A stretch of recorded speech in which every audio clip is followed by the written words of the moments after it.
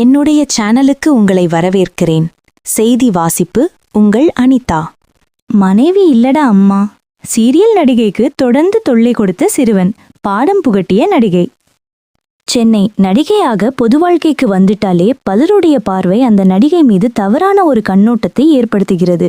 நடிகை என்பதால் அந்த நடிகையின் தனிப்பட்ட வாழ்க்கை பற்றியும் பொது இடத்தில் அவர்களிடம் அத்துமீறியும் சிலர் நடந்து கொள்கிறார்கள். அது மட்டும் இல்லாமல் நடிகையின் தீவிர ரசிகன் என சொல்லிக்கொள்ளும் சிலர் சோஷியல் மீடியாவில் நடிகைகள் பதிவிடும் புகைப்படத்திற்கு கீழே ஏடாகூடமான கமாண்டுகளையும் ஆபாசமான புகைப்படங்களையும் அவ்வப்போது பதிவிட்டு கொண்டேதான் இருக்கின்றனர். இது எல்லாம் ஒரு விஷயம் இல்லை என நடிகைகள் கடந்து போனாலும் ஒரு சில கமெண்ட்கள் அவர்களை பாதிக்கும் வகையில்தான் இருக்கு.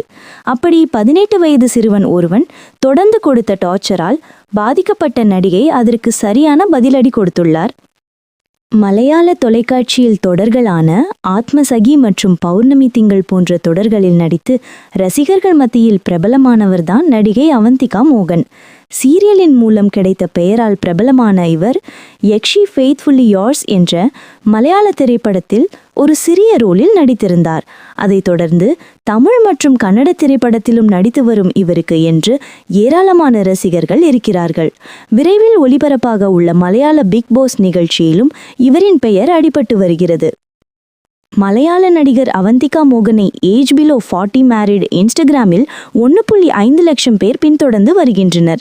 இதில் ரசிகர்களுடன் நேரலையில் பேசுவது, அவர்களின் கேள்விக்கு பதிலளித்து வருகிறார்.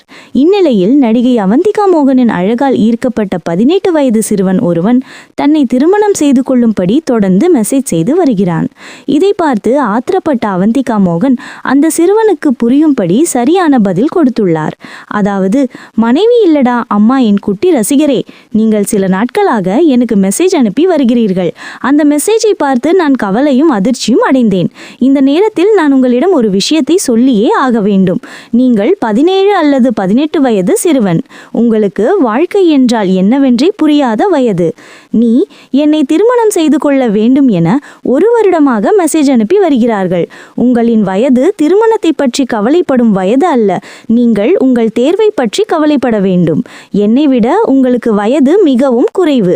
ஒருவேளை நாம் திருமணம் செய்து கொண்டால் என்னை உன் மனைவியாக பார்க்க மாட்டார்கள், அம்மாவாகத்தான் பார்ப்பார்கள். எனவே நீ படிப்பில் கவனம் செலுத்துங்கள். சரியான நேரத்தில் காதல் உன்னை தேடி வரும் என்று அந்த சிறுவனுக்கு பதிலளித்துள்ளார். நடிகையின் இந்த பக்குவமான பதிலை பார்த்த பலர் தெளிவாக பதில் என்றும் 18 வயது சிறுவன் இப்படி பேசலாமா என அவனை திட்டாமல் அவனுக்கு நல்ல படத்தை புகட்டியுள்ளார் என பலரும் அவரை பாராட்டி வருகின்றனர். மேலும் புதுப்பிப்புகளுக்கு என் செய்தி சேனலை லைக், சப்ஸ்கிரைப்